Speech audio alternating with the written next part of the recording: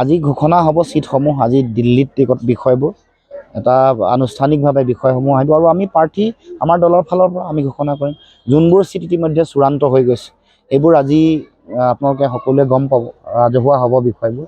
আৰু নিৰ্বাচনৰ অধিসূচনালৈও বৰ বেছি সময় নাই, হয়তো 15 তাৰিখ কাইলৈ, নতুবা 17 তাৰিখৰ ভিতৰত 15, 16, 17 এইটো আগতে আমি কৈছিলোঁ এই 3টা দিনৰ ভিতৰতে নিৰ্বাচনৰ অধিসূচনা জাৰি হ'ব।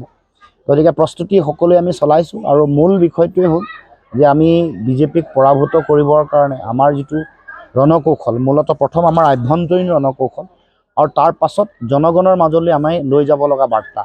আমি কিয় বিজেপিৰ উৎখাত কৰাটো আমি বিচাৰিছোঁ, কিয় আমি বিৰোধী ৰাজনৈতিক শক্তিসমূহ ঐক্যবদ্ধভাৱে আগবঢ়াৰ কথাটো আমি কৈ আহিছোঁ।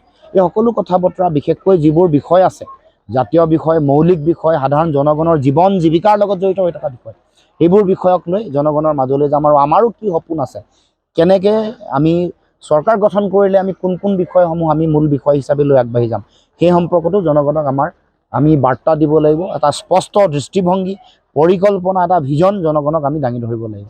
এই চিন্তাৰে আমি আগবাঢ়িম নিশ্চিতভাৱে। বিৰোধী ৰাজনৈতিক দলসমূহৰ মিত্ৰতাৰ যেতিয়া কথা আহিব, মিত্ৰতা মানে এৰাধৰাৰ মাজেৰে চলিব লাগিব, সমন্বয়েৰে আগবাঢ়িব লাগিব। এইটো নিশ্চিতভাৱে আমাৰ এইটো দায়িত্বৰ দায়বদ্ধতা আছে। আৰু এনেকুৱা ধৰণৰ বিৰোধ থাকিব ডেফিনেটলি, কাৰণ প্ৰতিগৰাকী ব্যক্তিয়ে প্ৰাৰ্থী হোৱাৰ মনত কামনা আৰু বাসনা থাকে। কিন্তু যেতিয়াই বিজেপিক পৰাভূত কৰিবৰ কাৰণে ঐক্যবদ্ধৰে আগবঢ়াৰ যিটো কথা থাকিব, তেতিয়া ক'ৰবাত নহয় ক'ৰবাত এৰাধৰা কৰিব লাগিব। আৰু এইটো মিত্ৰতাৰ এটা ধৰ্ম।